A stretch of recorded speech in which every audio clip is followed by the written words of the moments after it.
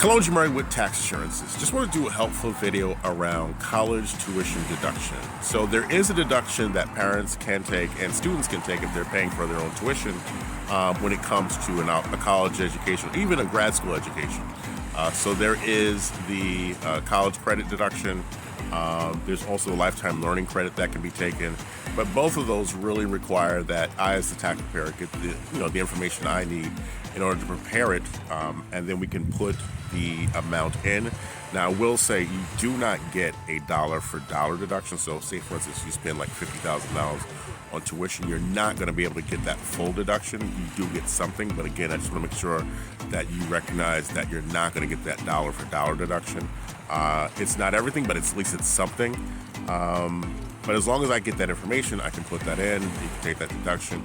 And the ultimate effect is, obviously, it helps lower your taxable income for the year. So, if you're a parent, you're a student, make sure you get that information to someone like me, and we can take that as a deduction. If you've got more questions, I would love to help. But until then, take care.